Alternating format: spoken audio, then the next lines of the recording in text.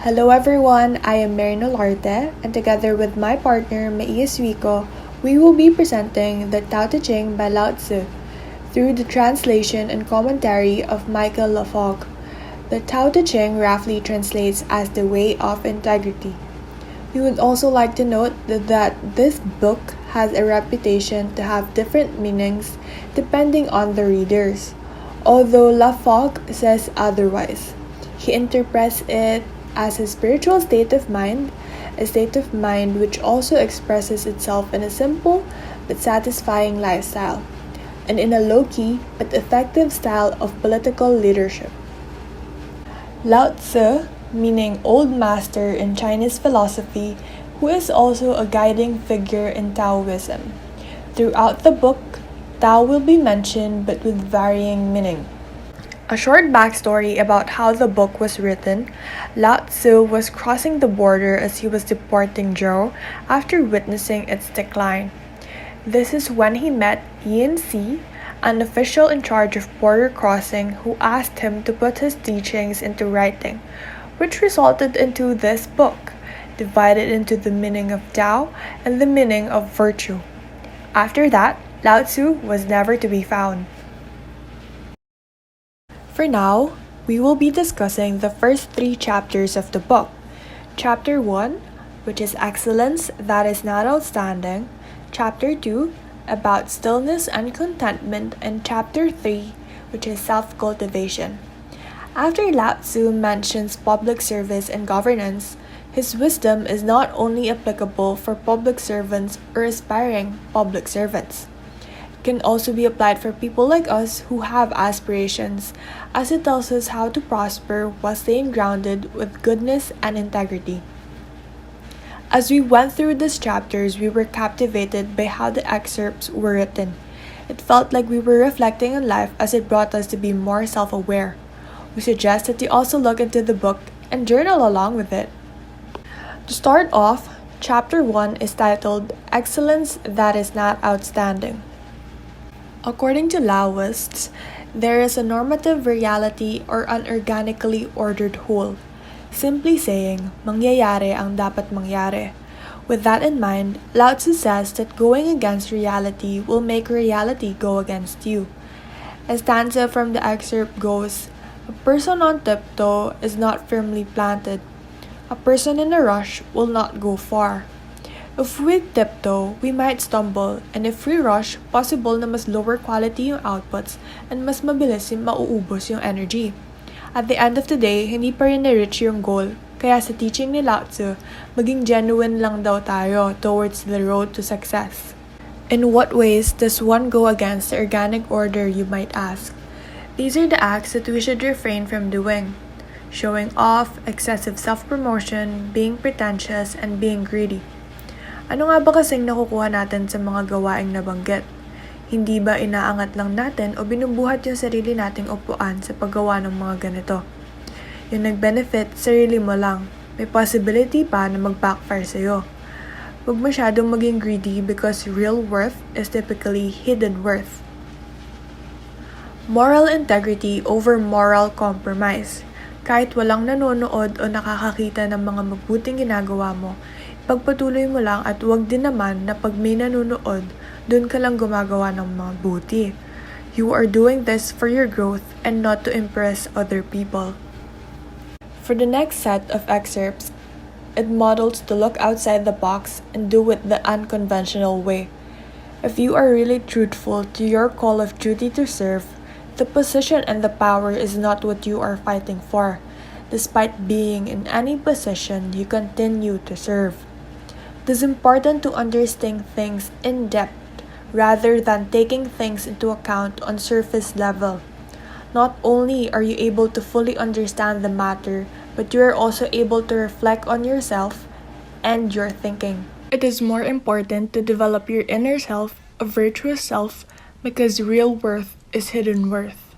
The main message of these excerpts is about service and obligation. It is said that if a public servant's motive for securing power is solely for himself, then he would abuse his powers to get back to those who are against him. Contradictory to this, if a public servant's motive is genuine, then people would learn from them. It is taught here that our purpose in life is not for our personal gains but to help and learn from one another.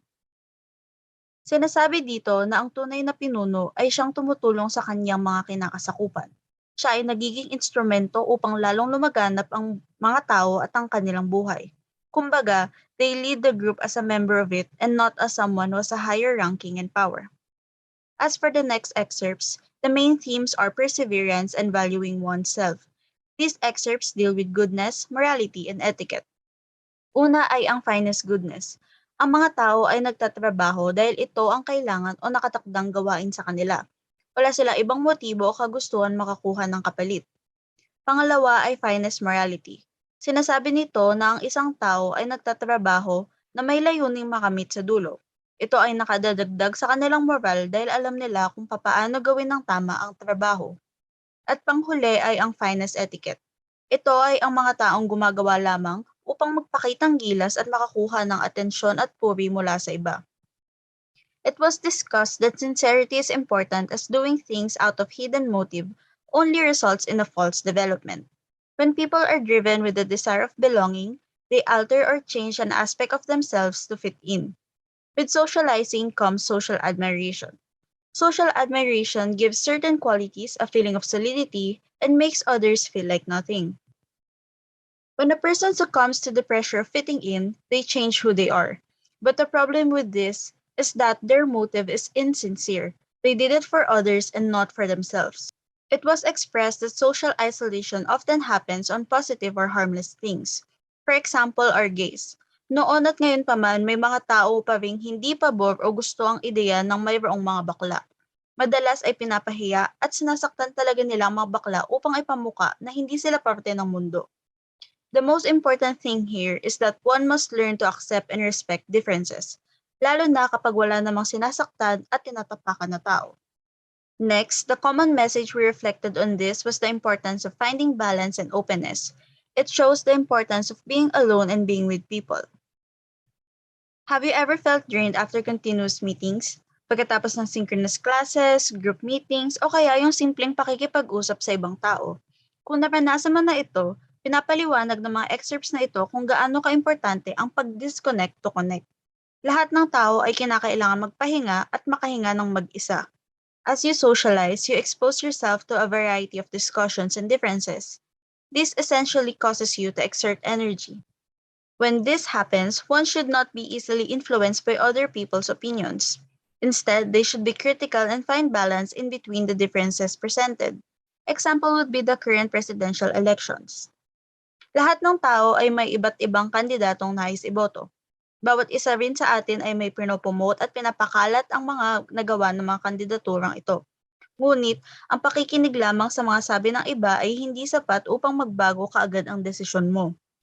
One should analyze and take into consideration all the factors. Kung ikaw ba ay lalaharan ng mga fact-check data tungkol sa mga nagawa ng isang kandidato versus sa isang kandidatong for TikTok videos na sabi-sabi lang ang maipakita, sino sa kanilang pipiliin mo? Sunod naman ay dumako tayo sa ikalawang bahagi ng libro. This chapter deals with stillness and contentment. Excerpts 18 and 19 have the common themes of establishing one's identity, learning how to stop, conserving energy, and contentment. Both excerpts discuss the greed of acquiring more power. Hindi na bago sa atin ng mga politikong mas may pakipak sa kung paano nila papabanguhin ang kanilang pangalan sa publiko kumpara sa mga serbisyong dapat nilang ginagawa. Ang pagpapabangong ito ay ginagawa nila upang makakuha pa lalo ng mga boto sa susunod na eleksyon. If this is their motive, it would be damaging not only for themselves but to the people they serve as well. It is said that the best kind of ruler is those who do not demand special treatment and who are not preoccupied with maintaining a public reputation as their main focus is serving the people. It was also mentioned that people who hoard wealth are setting themselves up for a downfall. The more possession one tries to acquire, the more energy they release. Sinasabi na ang ultimate security is learning to preserve energy by stopping the flow of energy outward and resting content with what they have and who they are. However, this gets disrupted when one hoards because they use so much energy. The next excerpts tackle the topics of greed and overindulgence. Desiring for things can set people at a greedy war with others. It makes people think that others are their competition. Desirable things evoke an emotion of desiring for gain, which then leads to discontent, and when this desire grows bigger, it causes misfortune of crime and guilt. Overindulgence hinders one from experiencing enjoyment and satisfaction in things. Katulad na lamang kapag kumakain sa buffet. Madalas ay mata natin ang pinanggagamit natin bilang basehan kung gaano kasarap ang mga pagkain. Para bang takaw mata kung tutuusin. Kumukuha ng marami ngunit hindi maubos-ubos. At kapag naman pinilit ubusin ay hindi na tayo masaya kumain. This is why one should learn to be content with enough things. The last excerpts for this chapter deals with self-cultivation and stillness. Life and death are connected with one another. The moment we were born is also the day we took a step towards death. The same 13 body parts that sustain our lives also make us susceptible to death. But the thing is, these body parts do not immediately become death spots. It only becomes vulnerable when people do not take care of them. Example would be our lungs. The main function of lungs is to help us breathe. However, if one decides to smoke, then it harms the lungs. In the long run, smoking would lead to lung disease that deteriorates the body.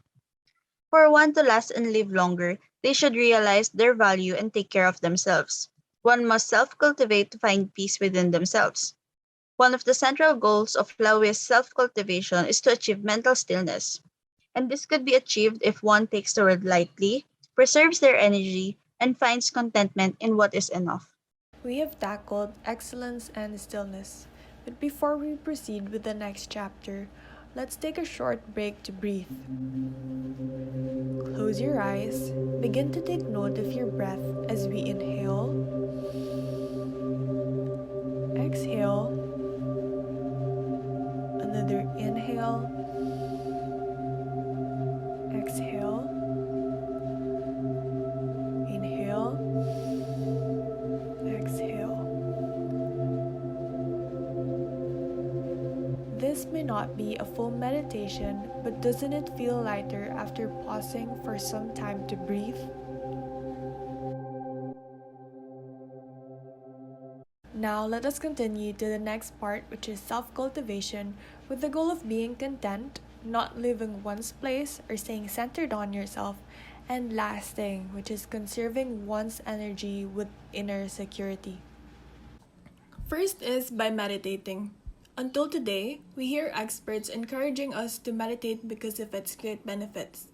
According to Lao Tzu, people who meditate regularly develop awareness of inner states and movements. The mind becomes fresh, a clear mirror for reality seen plainly and without trouble.